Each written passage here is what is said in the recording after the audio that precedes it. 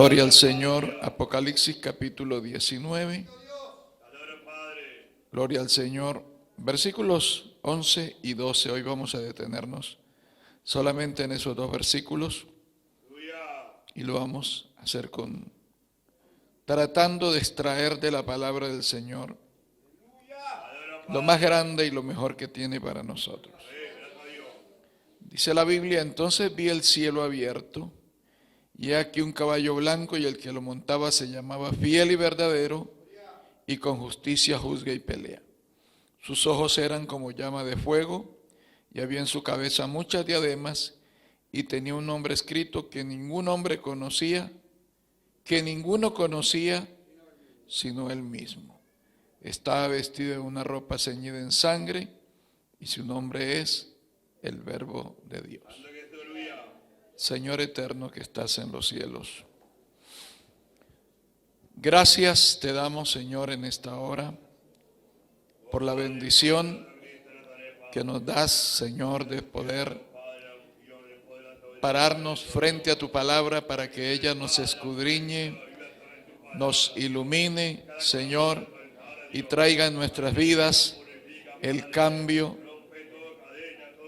la mejoría, Señor, la renovación que todos necesitamos. Gracias por cada hermano, por cada amigo presente.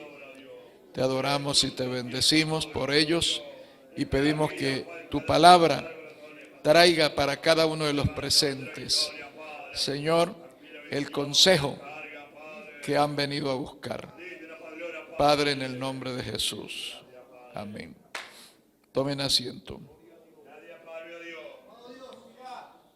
Gloria al Señor. Hay unas palabras que son el aliento que la Biblia nos da, que de hecho el apóstol Pablo dice: por tanto, alentaos los unos a los otros con estas palabras. Son las palabras que están en el capítulo 4 de la primera carta a los tesalonicenses, que las leemos permanentemente y que, como dice el apóstol Pablo, pues es el motivo de aliento para nuestras vidas.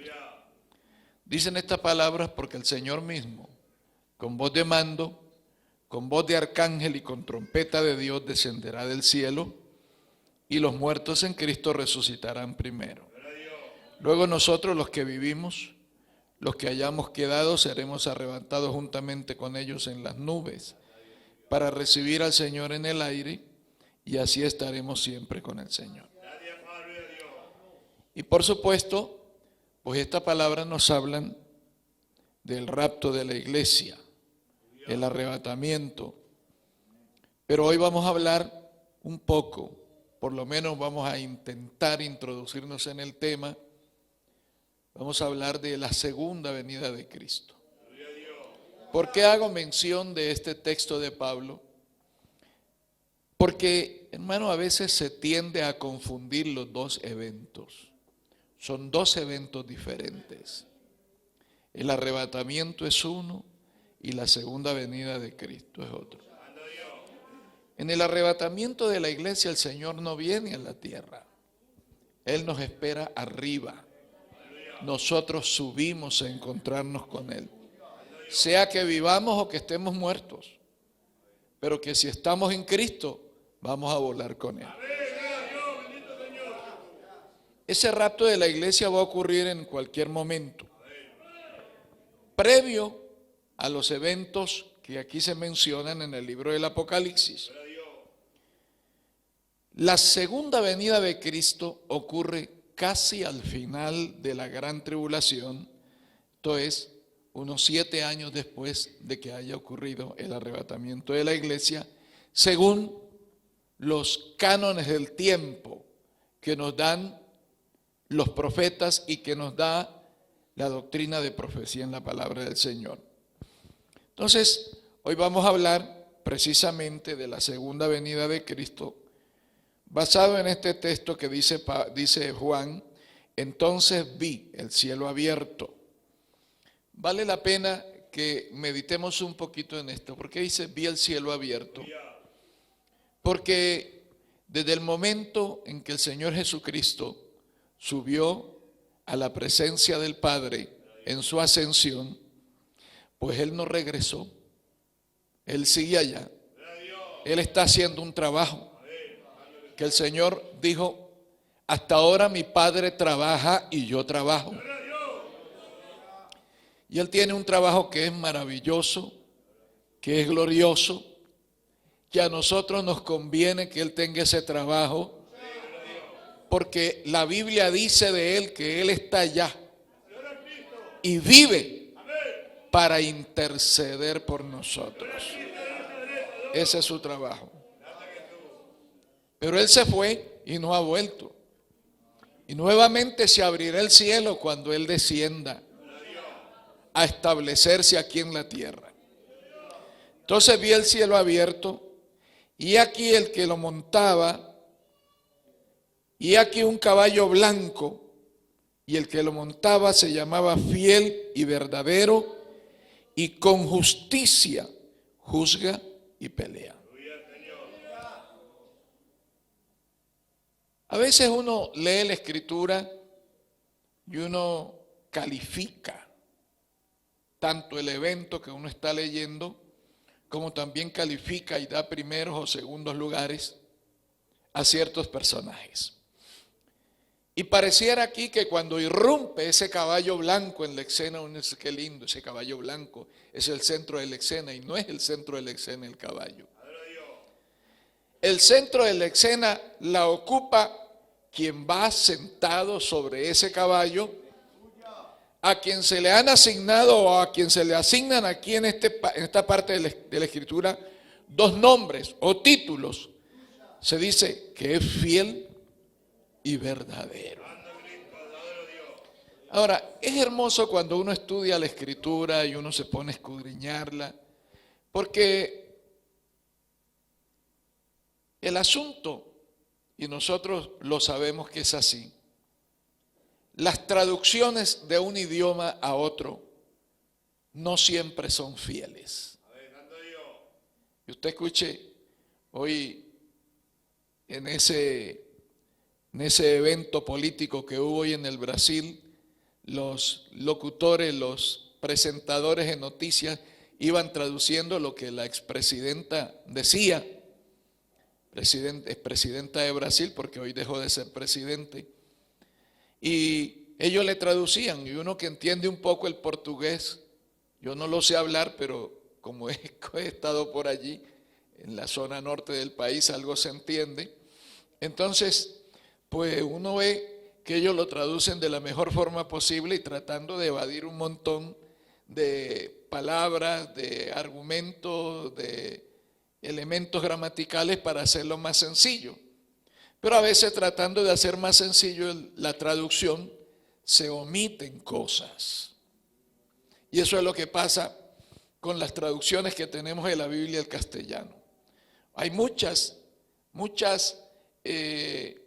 presentaciones bíblicas en diferentes traducciones, desde el año 1500 y tanto, cuando se imprimió por primera vez la Biblia, a la que se llamó la Biblia del oso. Le llamaban la Biblia del oso porque en la tapa se había dibujado un oso comiendo miel de una colmena, indicando las palabras del Salmo 19, donde dice que son dulces como la miel a mi paladar tus palabras. Bendito el nombre del Señor. Entonces, vuelvo a decir, y es en procura de uno poder gustar de esa miel de la palabra del Señor, que a veces tenemos que ir a la raíz de las palabras y no simplemente interpretarlo desde la traducción que uno está leyendo, sino tratar de ir un poquito más allá y, sin ser un políglota que hable diferentes idiomas, pero usted no necesita saber idiomas para saber lo que se dice en otro idioma, estudiando, leyendo, investigando. Investigando, entonces encontramos que la palabra fiel, que aquí está dedicada al jinete que va sentado en ese caballo, designa esa palabra a quien es constante en sus afectos. Es decir, que no se cansa de brindar amor, quien es constante también en el cumplimiento de sus obligaciones y que no defrauda la confianza depositada en él. Pensando en esta definición, podemos pensar en una persona muy amada por nosotros y decir es fiel. La esposa dice, mi esposo es fiel. Él dice, mi esposa es fiel. El patrón puede decir, este empleado es un empleado fiel. El apelativo o el adjetivo fiel con el cual uno puede calificar a las personas, se le puede aplicar a cualquier persona porque nos parezca a nosotros, porque cumple ciertos requisitos que las normativas de una empresa o de una institución lo demanden, o simplemente porque conmigo ha sido esa persona muy especial y yo digo, tal fulano es fiel. Sin embargo, la palabra fiel, el único quien la llena en todos sus componentes es el Señor Jesucristo. Puede ser el hombre más perfecto, el más hermoso, el más estudiado, el más elocuente, el más capacitado, el más inteligente, pero no llega a la medida a la que llega el Señor. Constante en sus afectos, constante en el cumplimiento de sus obligaciones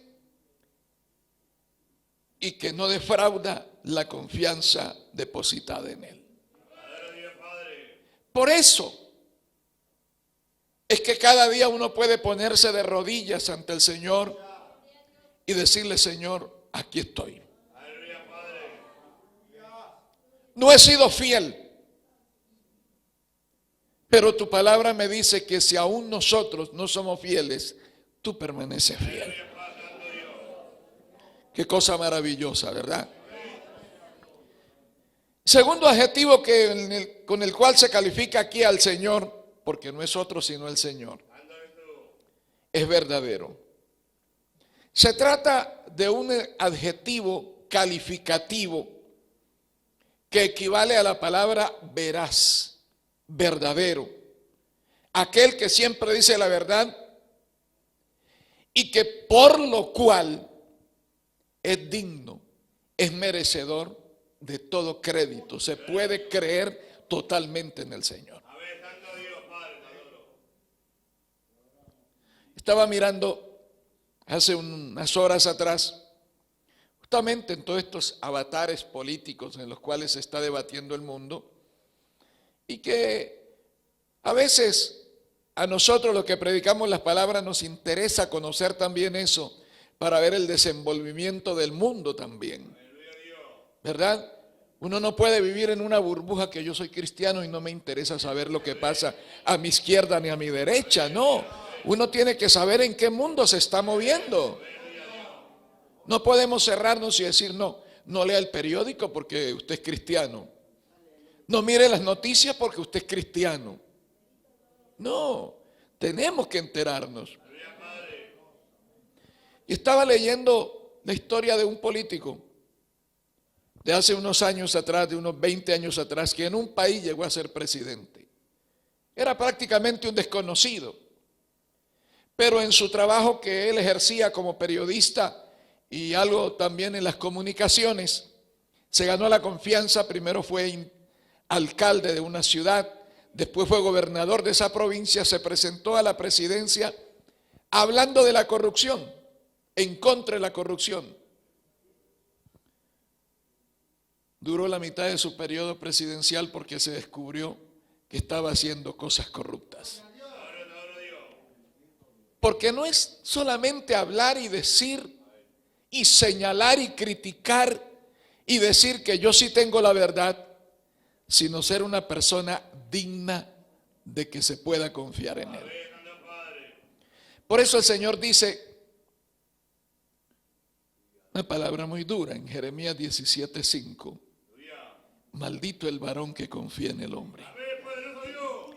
Y esto puede sonar agresivo, puede sonar duro, puede sonar bastante golpeador. O sea, que usted no puede confiar en mí. Es lo que dice la Biblia. Usted puede ser una persona muy inteligente, muy buena, muy piadosa, de mucha oración. Pero ni usted ni yo tenemos el crédito para que se confíe en nosotros como lo tiene el Dios del cielo. Por eso es que a Él aquí, en su segunda venida, se le llama el fiel y el verdadero. La segunda cosa con la que se señala al jinete del caballo blanco es que dice que con justicia juzga y pelea. Esto está diciendo que la causa que él defiende es justa. O sea, cuando Cristo venga en su segunda venida, Él no va a venir a perder tiempo, ni viene porque se le ocurrió, ni violando los derechos de nadie. Él viene a defender una causa justa. Por eso dice, con justicia juzga y pelea. Entonces, Él va a defender una causa justa. Y los medios que utilizará para alcanzar sus propósitos serán también justos. Con justicia juzga y pelea. A veces está ese comentario donde se pone en tela de juicio el carácter justo del Señor. Y si Dios es justo, ¿verdad? Siempre hay esa pregunta. Y si Dios es justo, ¿por qué hay niños muriéndose de hambre? Y si Dios es justo, ¿por qué se están ahogando tantos allá que tratan de salir de esos países y entrar a Europa? Y algunos mueren, como en semanas pasadas, como 400 en un barco se hundieron y fueron víctimas por ahogamiento. Si Dios es justo, porque hay hambre en la tierra. Si Dios es justo, porque hay guerra. Si Dios... Entonces, como que se trata de decir que lo que está pasando es culpa de Dios, que las guerras es por culpa de Dios, que el hambre es por culpa de Dios, que la injusticia que hay en el mundo es por culpa de Dios. Ahora, si uno se pone a hacer una evaluación clara, honesta, sincera, uno se da cuenta que todo lo que está pasando hoy en los países es por causa del hombre mismo. Es por causa del pecado, por causa de haberse apartado del Señor. Esto ocurre a causa de que el hombre se ha rebelado contra Dios. Y es lo que dice el apóstol Pablo en los Romanos: por tu dureza y por tu corazón no arrepentido, atesoras ira para el día del juicio final. Por eso es bueno que miremos aquí este jinete.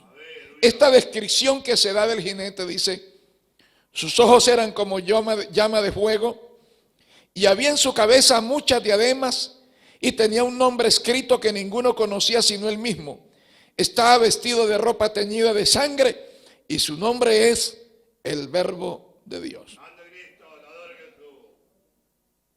Uno comienza a ver y a leer esto, y uno observa con qué detalles pudo Juan describir literariamente, porque es una descripción literaria que él hace de aquello que él ve. Y uno se pregunta, pero bueno, en Éxodo 33:20 dice: no podrás ver mi rostro porque no me verá hombre y vivirá. Pero aquí él habla de ojos de fuego, diadema en sus cabezas, y lo describe. Ahora, aclaremos aquí que a Juan se le ha permitido ver en forma de símbolos, y todo esto es forma de símbolos, la forma en que el Señor estará actuando durante el periodo de juicio que vendrá sobre la tierra.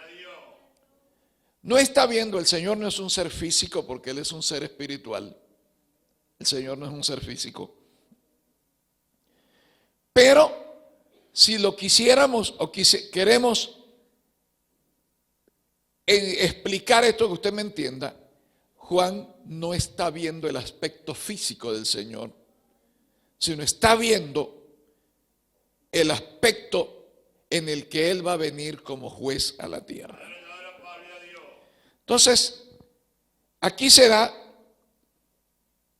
que la Biblia dice, sus ojos eran como llama de fuego. Había en su cabeza muchas diademas y tenía escrito un nombre que ninguno conocía. Entonces aquí Juan está viendo símbolos. Juan está viendo representación de algo mucho más profundo a lo que nosotros tenemos que buscar el entendimiento. Hablemos de esto que Juan vio y que dice ojos como llama de fuego. Esto habla de la penetración de la mirada del Señor. Esos ojos de fuego habla que los ojos del Señor son ojos escudriñadores, delante de los cuales no nos podemos ocultar. Qué bueno que entendiéramos esto. Que delante de los ojos de Dios no nos podemos ocultar. Aleluya. No. Haga usted lo que quiera. Escóndase. Vaya a un lugar donde nadie lo vea, que no lo vea el hermano, que no lo vea el pastor, que no lo vea ningún miembro de la iglesia, pastor de otra congregación. Vaya, escóndase y haga lo que usted quiera y fállele al Señor. Nadie me vio, pero ya Dios lo vio. ¿Se acuerda de Acán? La norma era, la ley que se había dado era esa. No tomen nada del botín porque eso ha sido consagrado por Dios para él. Dios quiere las primicias. Ciudad de Jericó era la primera ciudad que el pueblo iba a tomar. Esas primicias eran para él. Entonces, nadie podía tocar nada. Pero Acán miró esos lingotes de oro, ese manto babilónico. Y como yo siempre digo, yo creo que Acán miró ese oro, dijo, aquí ya tengo lista la jubilación. Con esto ya me jubilo. Aleluya. Y metió eso en el morral, el oro, las prendas de vestir, las enterró allá debajo, entre la arena, debajo de su tienda. Le dijo a la mujer, vos te callás. Y a los hijos les dijo, ustedes se me callan, porque esto va a ser para ustedes después, así que calladito la boca. Al otro día se fueron a la segunda batalla y perdieron. Regresaron derrotados. Y Josué se va al altar. Señor, ¿qué pasó? ¿Por qué perdimos, Señor? ¿Por qué nos derrotaron, Señor? ¿Por qué si tú estás con nosotros? Y el Señor le dijo, deja ya de llorar. ¿Qué vienes a hacerme esas preguntas? Reúne al pueblo y selecciónalo. Y investiga qué pasó. Y ahí el Señor fue seleccionando, el Señor fue sacando hasta que quedó Acán. Esa historia está en el capítulo 7 de Josué, si no lo ha leído. Gloria al Señor.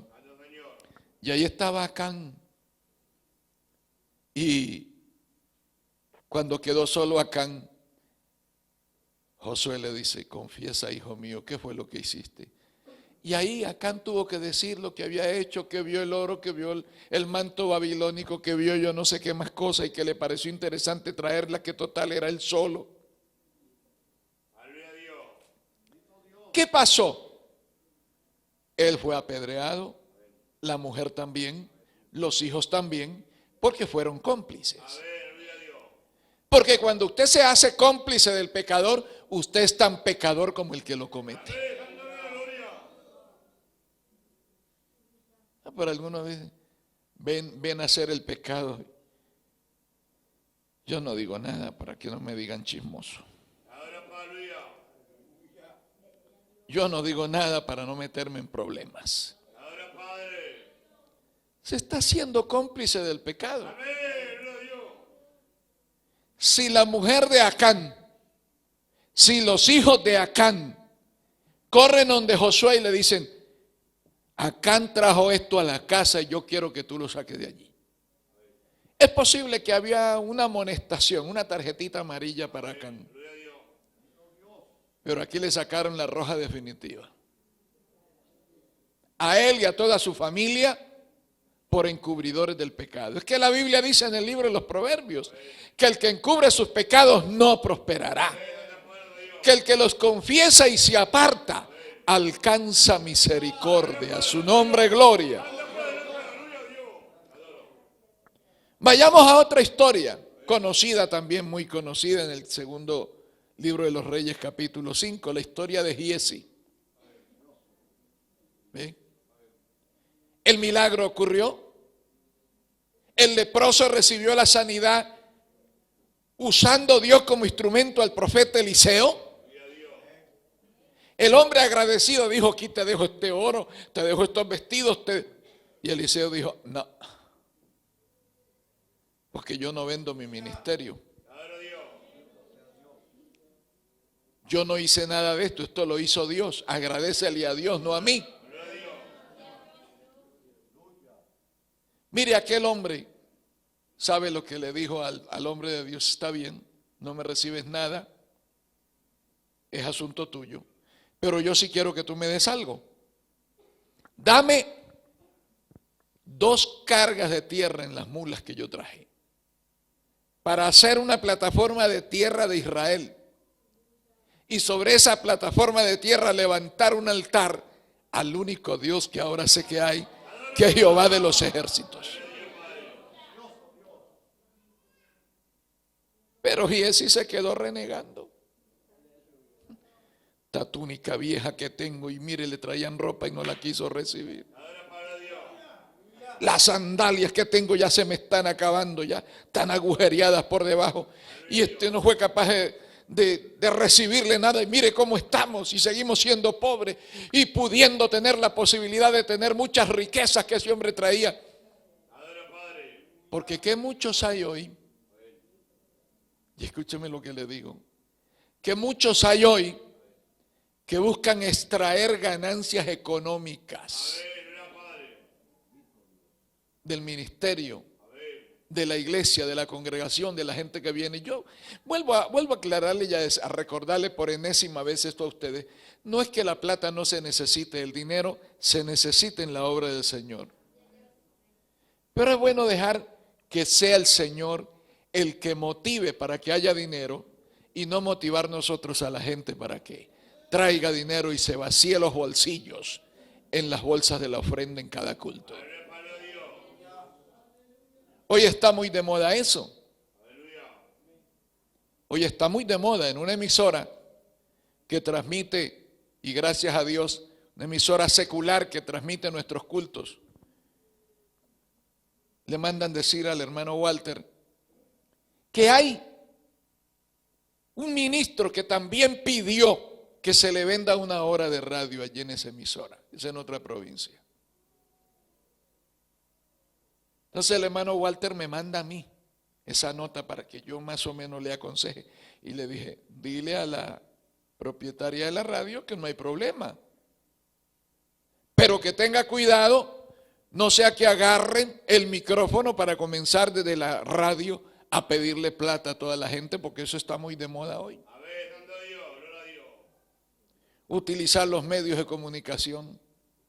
Yo una vez escuché o vi en un programa de televisión de esos que salen a algunos llamados ministros, que el ministro se paró frente a la cámara, puso una cara bien seria y de enojo.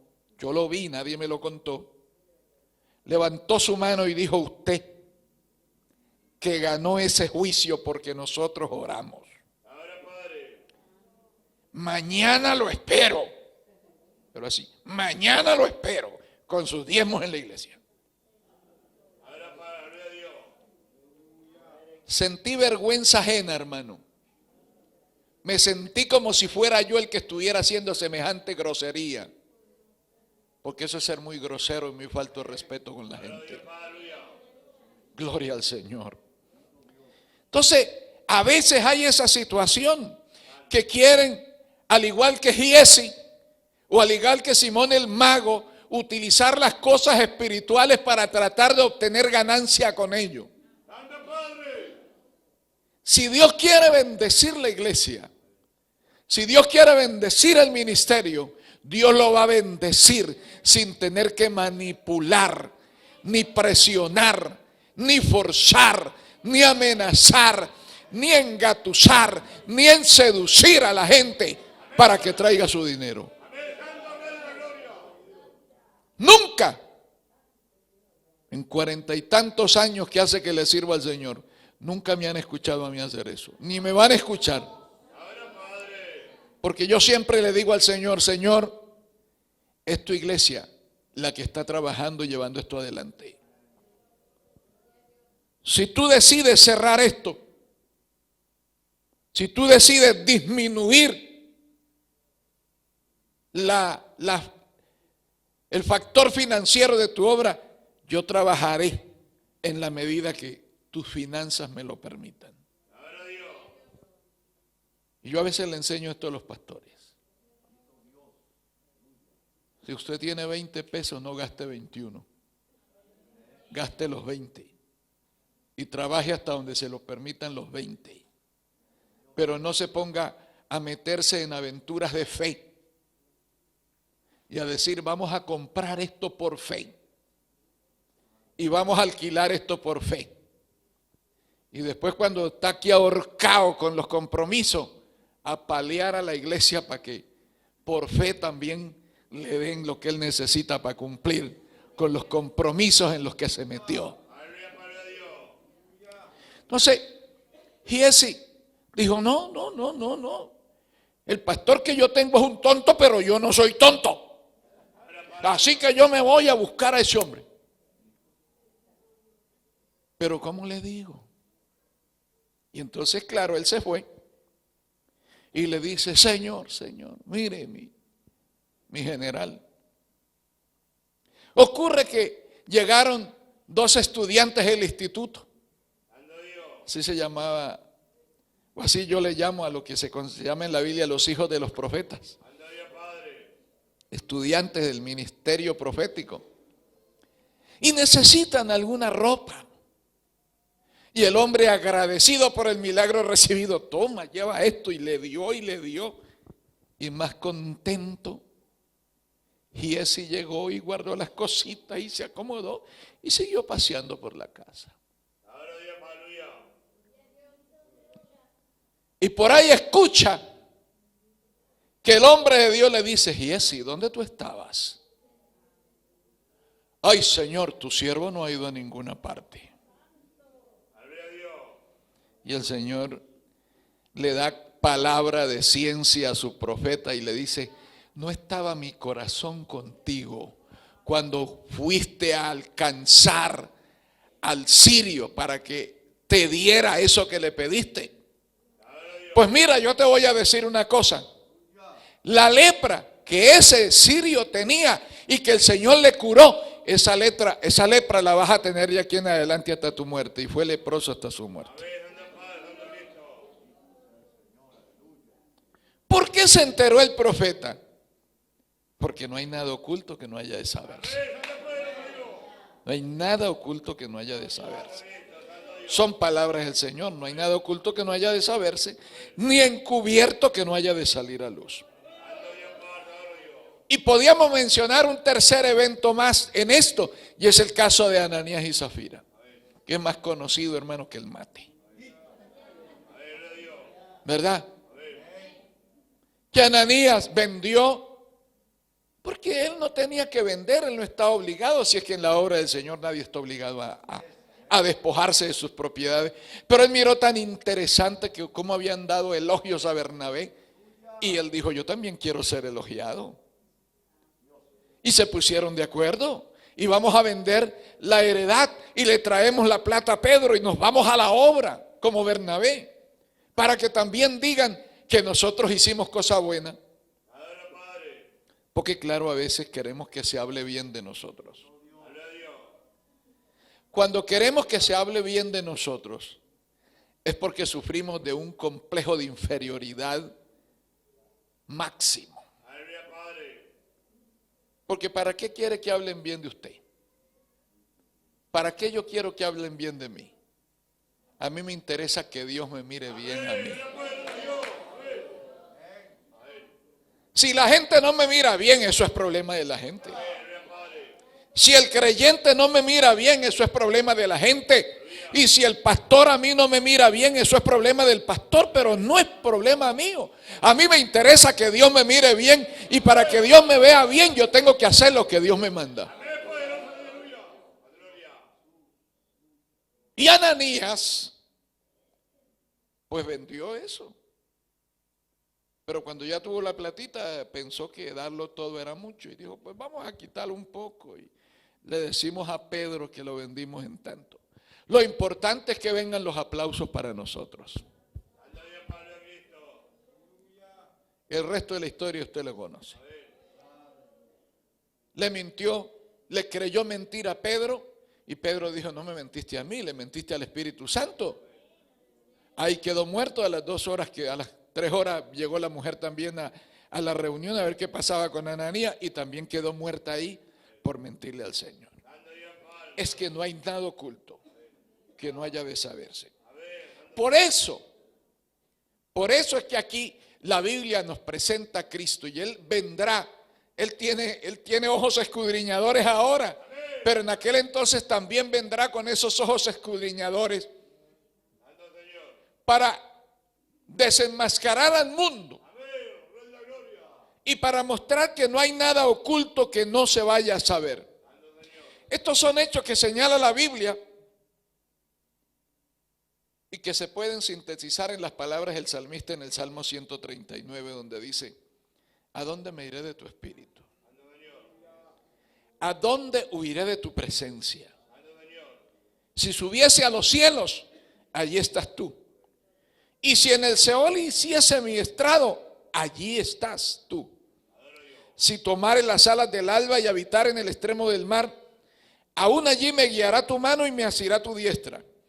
Si dijere, ciertamente las tinieblas me encubrirán, aún la noche resplandecerá alrededor de mí, y aún las tinieblas no encubren de ti, y la noche resplandece como el día. Lo mismo te son las tinieblas que la luz. Es que delante del Señor no nos podemos esconder. Es inútil.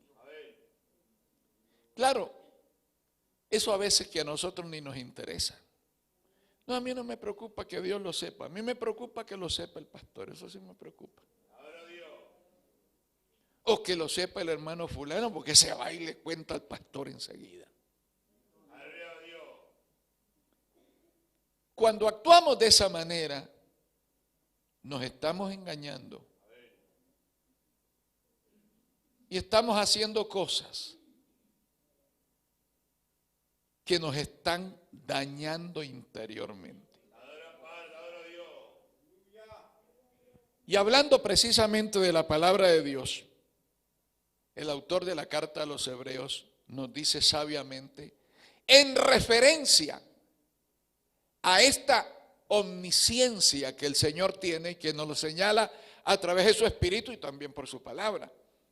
En Hebreos 4:12 dice, porque la palabra de Dios es viva y eficaz y más cortante que toda espada de 2 filos, y penetra hasta partir el alma, el espíritu, las coyunturas, los tuétanos, y discierne los pensamientos y las intenciones del corazón.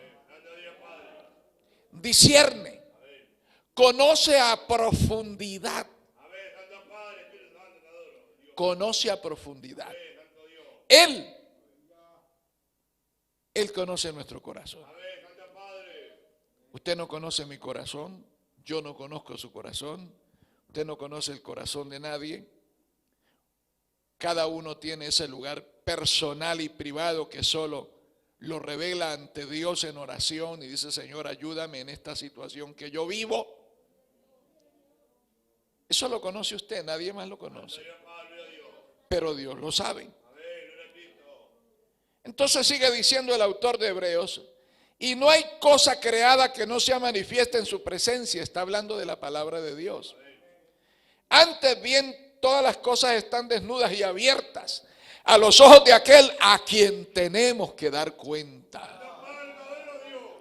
Todas las cosas están desnudas y abiertas ante los ojos de aquel a quien tenemos que dar cuenta. Si nosotros entendiéramos que los ministros de Dios están para ayudar, se acudiría más a los ministros de Dios en casos de problemas difíciles. Pero casi siempre, cuando se trae el problema al ministro, es cuando ya no hay nada que hacer. Pastor, caí. Es la palabra que a veces uno escucha. Pastor, ore por mí que caí. Póngame en disciplina porque caí.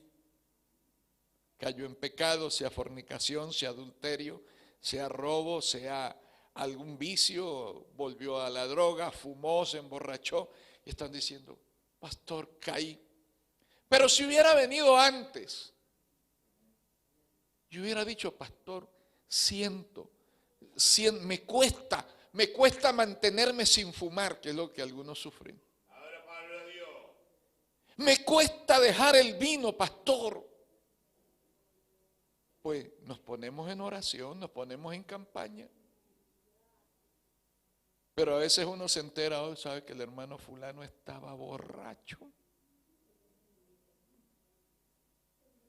O a veces, como pasó en alguna ocasión, un creyente que cuando se acercó a mí, a las 3 cuadras que venía, ya sentía yo el olor a vino que traía por dentro. Esto es triste. Pero ¿por qué no se habla? ¿Por qué no se dice las cosas si nada hay oculto a la presencia del Señor? Para eso están los ministros del Señor. Para hablar con ellos y para decirle: necesito su apoyo en oración, necesito su consejo. Me dijo un hermano: yo quiero estar cerca suyo, pastor, para que usted me vigile, para cuando usted tenga algo que decirme, me lo diga. Pero ¿cuál es el asunto, hermano? El asunto es que el pastor se entera cuando ya ha pasado el asunto, cuando ya ha pasado el problema, cuando ya se ha consumado el pecado, cuando ya no hay nada que se pueda hacer sino decirle: te quedas un año sentado en prueba allí a ver si sigues siendo fiel al Señor o definitivamente te vas a descarriar. ¿Por qué? Porque se nos olvida que Cristo tiene una mirada tan penetrante que aún en lo más oscuro de nuestro corazón, Él se hace luz allí para mostrarnos a nosotros mismos lo que nosotros nos negamos a mirar. Usted está mal, hermano. No, qué mal, yo estoy pero bien, hermano. Pero hermano, yo lo miro de otra. No, usted me ve mal, pastor, pero usted no sabe lo bien que yo me encuentro. Un hombre que tuvimos que llamarle la atención por pecados reiterados y mantenidos durante años. Él me decía: no, ¿cómo se le ocurre? Los últimos 10 años han sido los mejores y los más fructíferos años de mi vida espiritual. Y en ese momento estaba con el pecado hasta aquí, pero no lo quería confesar. Porque no queremos confesar, no queremos. El Señor nos está mirando con sus ojos escudriñadores. A través de la palabra nos está mostrando que Él ya sabe. A través del discernimiento y a través del pastor, el Señor está diciendo, el pastor lo sabe. La iglesia lo sabe. Pero obstinadamente seguimos diciendo, no, pero yo estoy bien. Qué importante es esta figura del Señor cuando Él venga en su segunda venida. Nada quedará oculto en su presencia. Nada pasará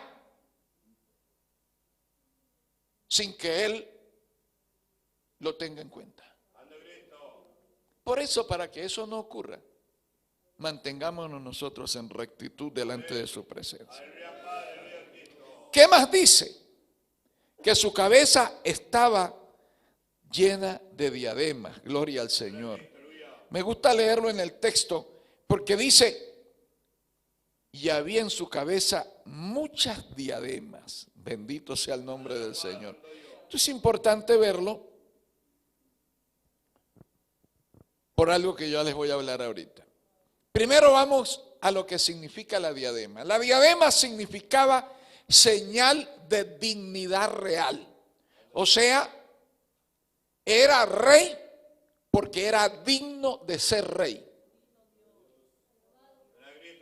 No era la corona del rey caído que se la ponía el rey vencedor. Cuando en las guerras un rey era vencido y tomado como prisionero, su corona se posaba sobre la cabeza del rey vencedor.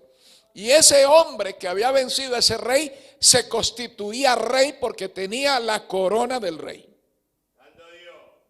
Ahora, si era digno de tenerlo, de tener esa corona, o no era digno, eso era un asunto muy aparte. En el caso de Cristo,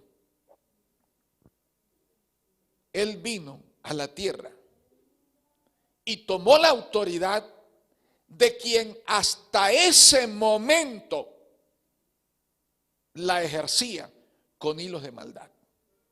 Él tomó la autoridad de Satanás. Hasta que Cristo vino, Satanás tenía aterrorizada a la humanidad. Cuando Cristo vino, Cristo lo venció en la cruz. El diablo creyó que lo había matado. El diablo dijo, lo aniquilé.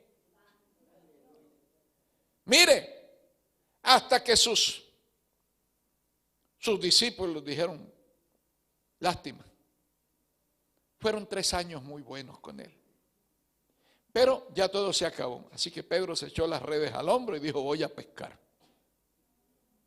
Y sus amigos dijeron, vamos nosotros también. ¿Qué hacemos aquí? Qué lindo que fue todo, qué maravilloso. Pero bueno, ya Cristo se murió. Jesús ya murió.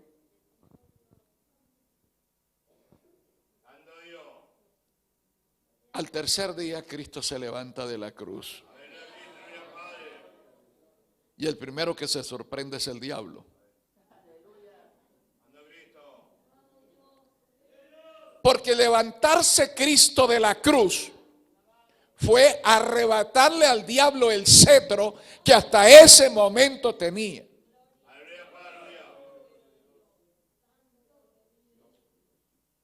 Y el Señor tomó ese cetro, esa autoridad, ese reinado de una manera limpia, sin trampas.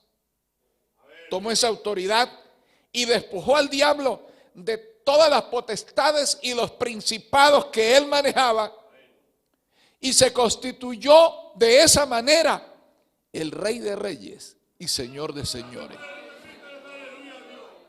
Ahora, él lo hubiera podido tomar fácilmente. Jesús no hubiera tenido que ir al Calvario. Jesús no necesariamente no tenía que morir ni padecer todas esas humillaciones si él le hace caso al diablo.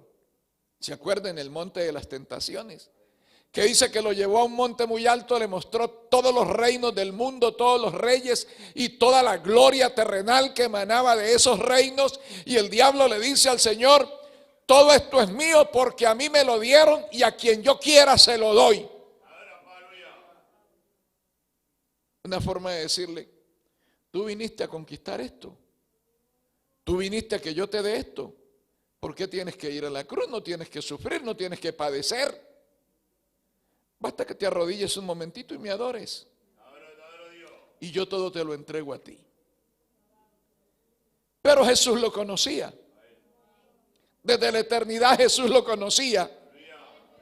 Y Él sabe siempre y lo ha sabido que el diablo es mentiroso y padre de mentira.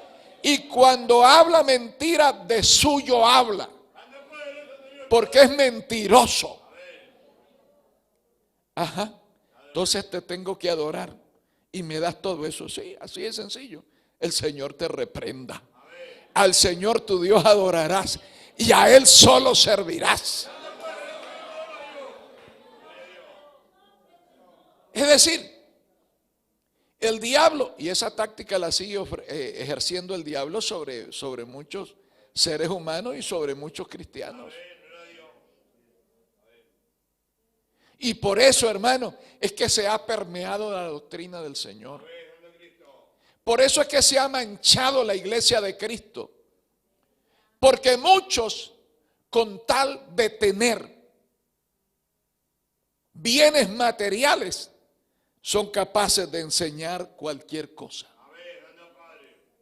para tener gente y que venga mucha gente y que esa gente traiga mucha plata y con esa mucha plata comprar aviones y qué sé yo. No, yo lo que dijo por ahí un elemento de eso, porque yo no puedo decirle pastores a esas cosas.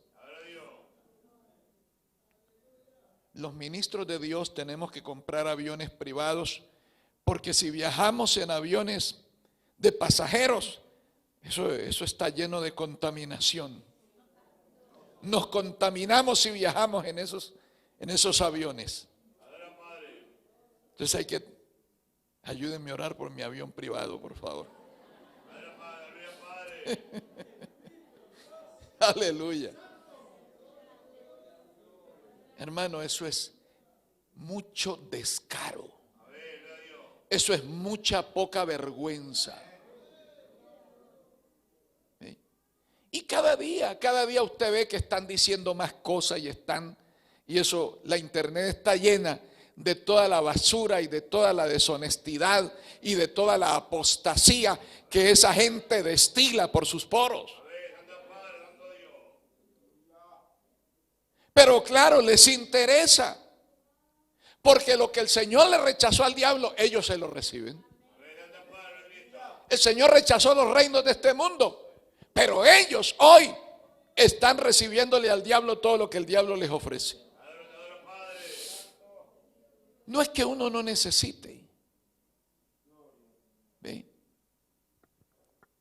Alguien me dijo un día: pastor, usted tiene que comprarse un BMW. Le digo, si con un humilde Volkswagen me están criticando, casi me destituyen porque tengo un Volkswagen, ¿qué tal que tengo un BMW? Aparte, ¿para qué lujos? ¿Para qué ostentación? Gracias con lo que Dios le da a uno, que es para su servicio, para el servicio de su obra, para honrarle, para servirle al pueblo del Señor. Entonces, aquí vemos que el Señor era digno. Él fue digno de recibir esas coronas. Porque a la diferencia que se nos presenta en el capítulo 13, donde se ven 10 cabezas de la bestia coronadas con diademas, aquí hay una sola cabeza coronada con muchas diademas. Lo que nos habla de su autenticidad y de su poder. Cristo es auténtico. Y al decir que en su cabeza portaba muchas diademas, deja entrever que son tantas que no se pueden contar. La bestia del capítulo 13, que es el anticristo, muestra 10 coronas. Se les cuentan perfectamente. las 10 regiones del mundo en que el anticristo se va a dividir el mundo. Pero las del Señor son muchas, porque Él es Rey de reyes y Señor de señores. Él es digno de ser el Rey. Nadie es digno. Nadie es digno. Ningún presidente es digno de estar donde está, ningún primer ministro, ningún general, ningún dictador. Todos los que están en esos cargos es porque Dios permite que estén allí. Es porque Dios lo permite. Entonces, esta cabeza llena de diademas nos habla de la dignidad que hay en el Señor para ser reconocido como el Rey, como el Señor de señores. Pero habla también de que tenía un nombre que nadie conocía. Lo que nos está diciendo es que ese nombre no era entendible para quienes lo leían, sí para él. Ese nombre nadie lo conocía sino él. ¿Qué significa su nombre? Entonces, ¿por qué es tan importante el nombre?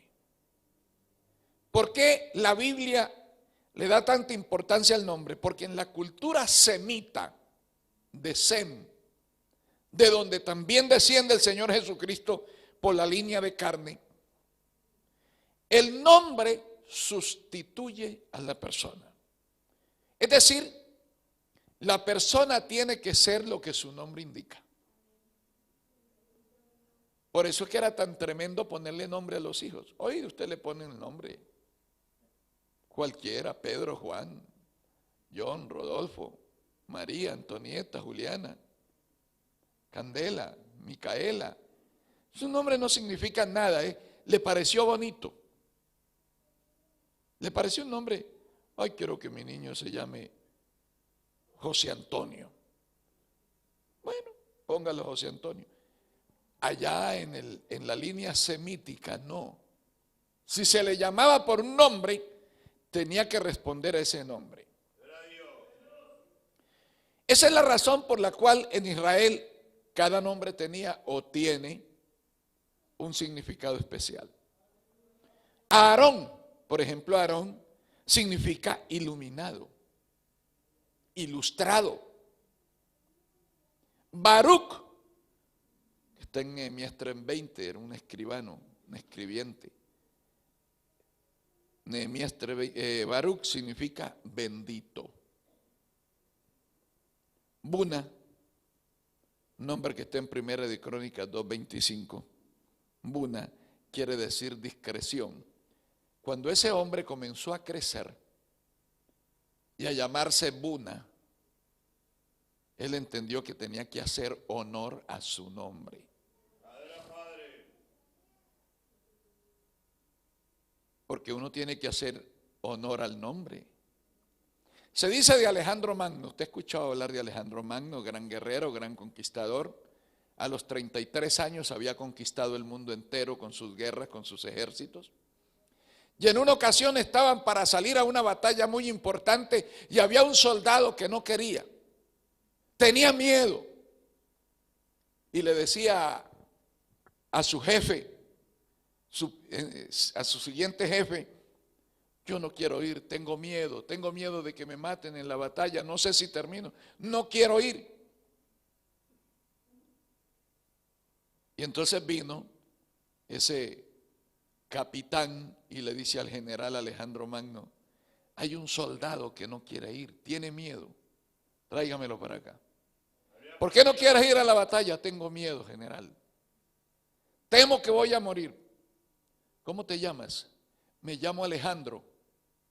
Claro, estaba delante del gran general Alejandro, y aquel cobarde le está diciendo: me llamo Alejandro. Y el general le dice: ¿cambia de nombre o cambia de actitud? Si vas a seguirte llamando Alejandro, cambia de actitud. Pero si vas a seguir con esa actitud, entonces cambia de nombre. Pues no quiero que te llames Alejandro. Es la importancia de saber lo que significa el nombre. Este hombre Buna fue creciendo Y cuando se dio cuenta que Buna significaba discreción, oiga, dijo, tengo que ser discreto, no voy a hablar mucho, voy a escuchar, pero voy a cerrar mi boca lo más que pueda.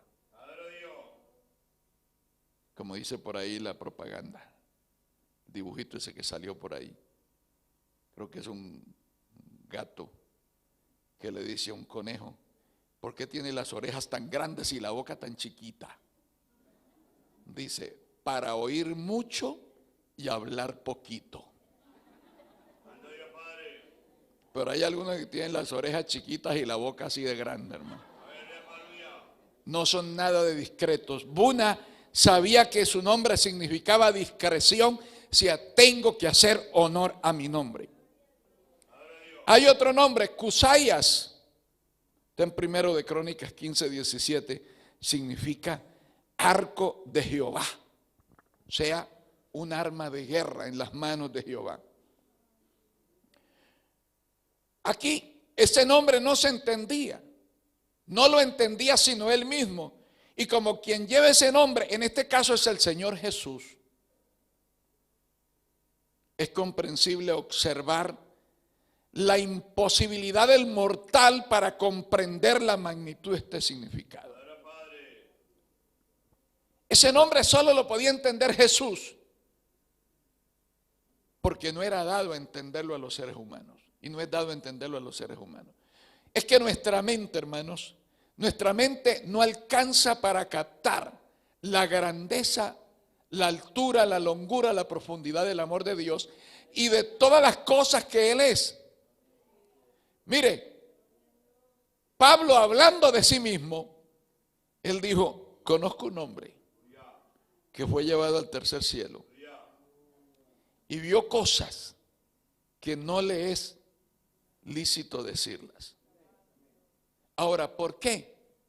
Porque si Pablo describe lo que vio en el cielo, no lo vamos a creer. Vamos a decir, esto es una mala traducción.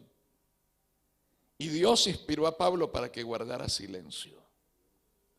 Pablo pudo ver la presencia del Señor, la gloria eterna, la eternidad la pudo ver él allí en el mismo cielo. Pero él se le dijo que guardase silencio. Porque si él cuenta, ¿cuántos estarían hoy confundidos? Pero él guardó silencio. La tercera cosa que nos dice es que este jinete que ve en el caballo blanco tenía ropas teñidas de sangre. Esta visión de Juan alude a la última batalla que se realizará entre las fuerzas divinas y las de Satanás, y que intentará el diablo en un último esfuerzo dominar a Dios, cosa imposible. Yo digo, a veces el capricho y la obstinación, uno ya tiene que saber de dónde viene. Cuando hay gente que es obstinada y caprichosa, uno ya sabe que viene de aquí, porque desde ya Satanás sabe que no va a vencer. Eso él lo sabe. Pero él sigue creyendo que va a vencer. Me hace acordar de una anécdota que leí hace muchos años, yo era niño todavía. Pero hay cosas que a uno le llaman la atención porque resultan cómicas a la vez que aleccionadoras. Dice que había una ranita saltando por las vías del tren. Era mediodía y un pedazo de brea que estaba sobre el riel estaba gelatinoso, y la ranita saltó y quedó pegada a una de sus patas allí y no podía zafarse, y tiraba y no podía zafarse, y tiraba y tiraba y tiraba, y en eso sintió el vibrar de las vías del tren, y eso era el indicativo de que el vehículo ya venía, y se desesperó más y tiró y no pudo.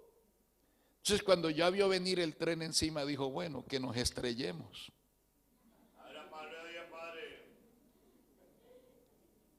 Sabía que iba a perder, pero no dijo me va a aplastar, dijo no, que nos estrellemos. El diablo es exactamente igual. Sabe que el Señor lo va a aplastar, pero al igual que la rana le está diciendo, pues nos vamos a estrellar aquí los dos. Entonces él quiere dominar a Dios, cosa imposible, y quedarse con la gloria de la creación. Entonces, ¿qué es lo que dice aquí la palabra?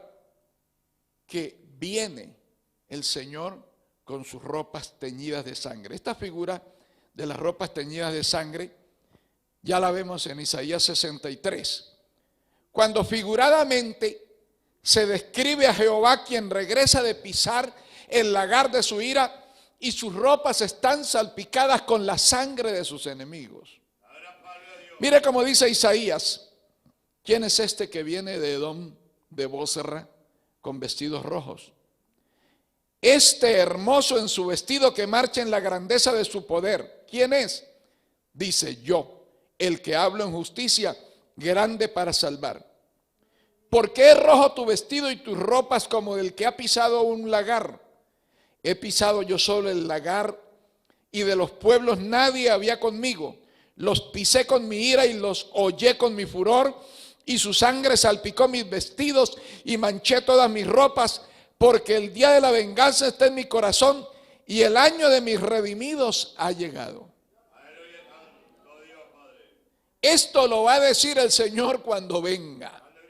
El año de mis redimidos ha llegado. Y esto lo vemos 3 veces en el libro de Apocalipsis. En Apocalipsis 14:20, en Apocalipsis 16:16, todo esto ya lo hemos visto. Y ahora en Apocalipsis 19:21 también lo vamos a ver. Es decir, el Señor viene a pisar el lagar de su ira. Mire qué cosa tan interesante. Él no ha venido.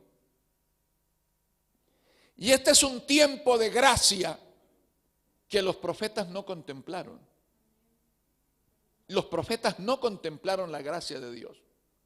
Usted mira, dentro del panorama profético del Antiguo Testamento, todo desde el nacimiento, dónde nacería, los padecimientos, dónde moriría y cómo resucitaría y establecería su reino, pero los profetas no vieron este tiempo. Este tiempo de gracia que estamos viviendo es el tiempo de oportunidad que Dios le está dando a la humanidad para que se arrepienta y todos estos juicios no tenga que padecerlos. Sin embargo, ¿cuánto cuesta a la gente rendirle su vida al Señor? El juicio viene. Esto es inevitable. Es más fácil que mañana no salga el sol a que el juicio de Dios se detenga. El juicio de Dios viene. Pero Dios no lo ha enviado todavía, porque todavía muchos millones pueden ser salvos.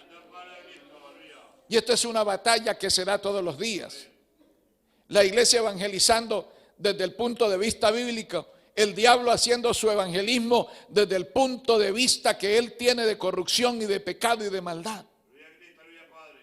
Entonces, está esa pelea, esa lucha permanente entre lo bueno y lo malo, lo correcto y lo incorrecto, lo torcido y lo derecho. Está esa pelea, está esa batalla, está esa lid. Y en medio de eso estamos nosotros como iglesia, cumpliendo una función, la función de anunciarle al mundo que hay un Cristo que va a venir, pero que todavía tiene misericordia. Finalmente, gloria al Señor, y esto es importante también leerlo, dice la palabra del Señor: estaba vestido de una ropa teñida en sangre y su nombre es el Verbo de Dios. Este es un nombre que lo identifica. Y aquí Juan parece dar a conocer el nombre que no era comprendido por quienes lo leían. Pero este nombre da a entender, así como está escrito en el idioma griego, que no es algo que se le dio, no es algo que se le aplicó en ese momento, sino es algo que es un nombre que él siempre ha tenido como característica identificadora, que lo identifica. Este nombre, el Verbo de Dios, es eterno. No es que en ese momento que aparece se le va a dar ese nombre, es eterno, desde siempre ha tenido ese nombre, es el Verbo de Dios.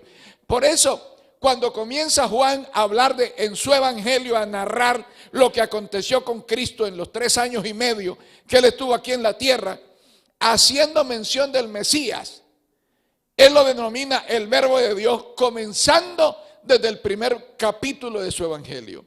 Dice en Juan 1:1 y en el versículo 2: en el principio era el Verbo, la palabra, y el Verbo era con Dios o estaba con Dios, y el Verbo era Dios.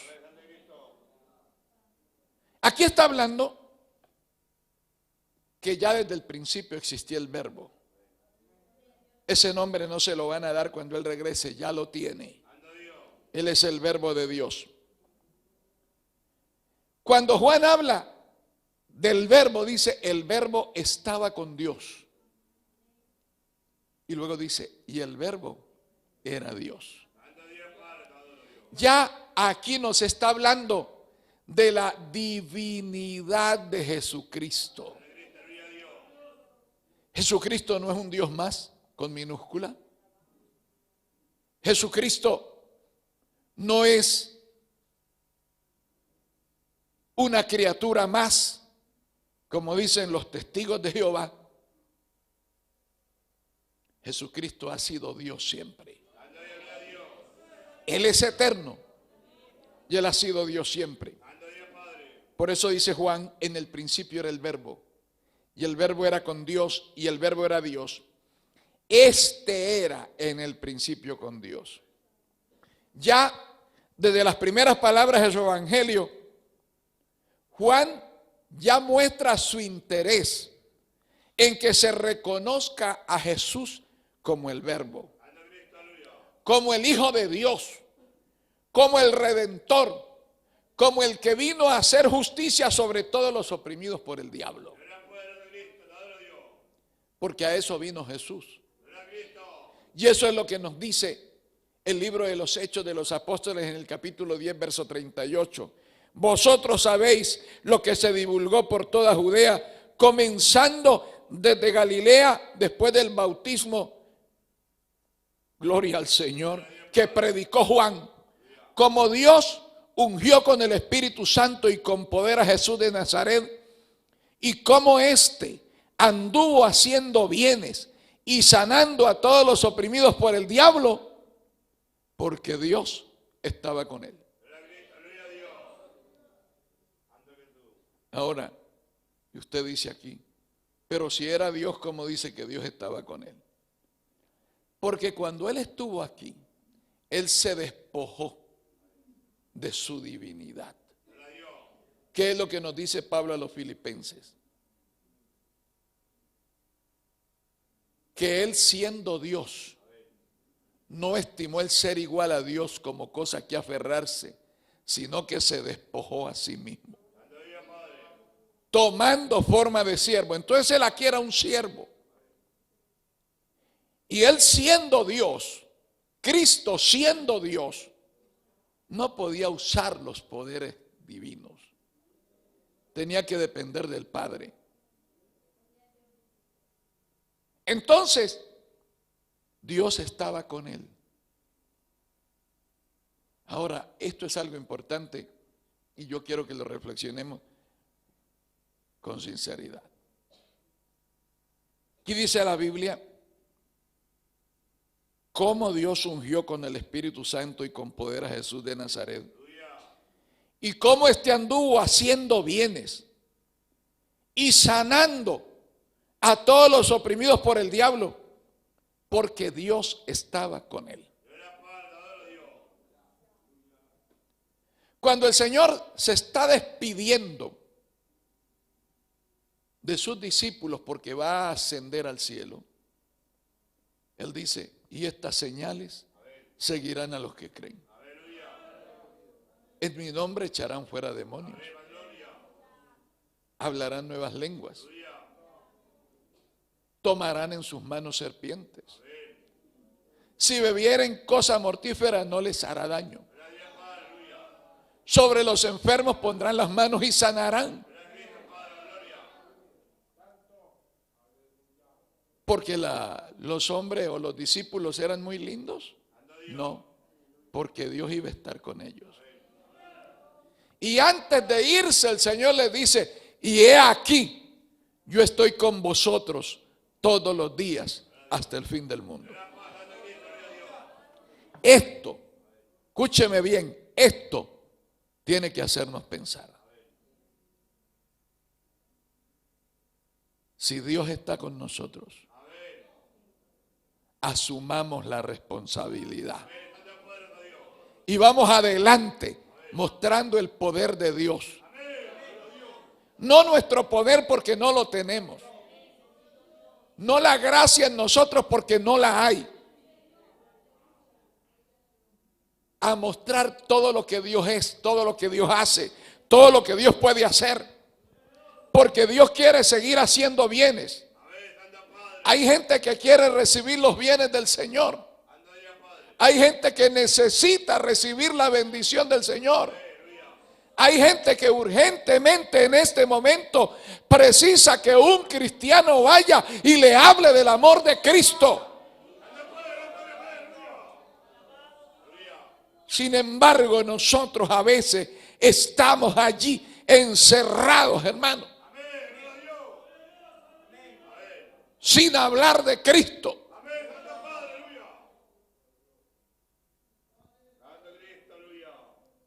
Tenemos que hacer algo. Ya estamos haciendo, dice usted. Y yo diría, estamos como queriendo comenzar a hacer algo, pero todavía no lo estamos haciendo, porque la cosecha que se viene es mucha. Escúcheme lo que le estoy diciendo en esta noche. La cosecha que se viene es mucha. Las almas van a venir por millares.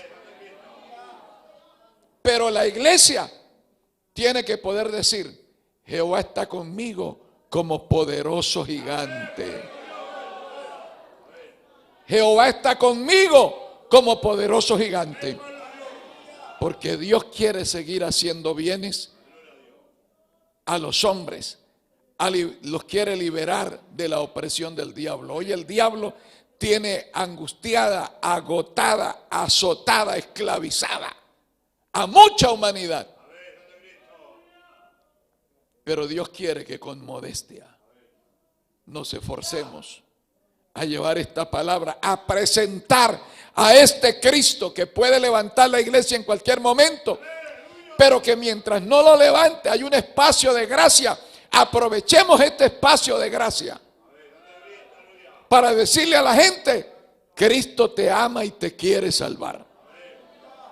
Cristo quiere bendecirte. Cristo quiere glorificar tu nombre. Cristo quiere levantarte, exaltarte, sacarte de la miseria, sacarte de la pobreza espiritual y la ruina moral en que vives. Inclinen su rostro.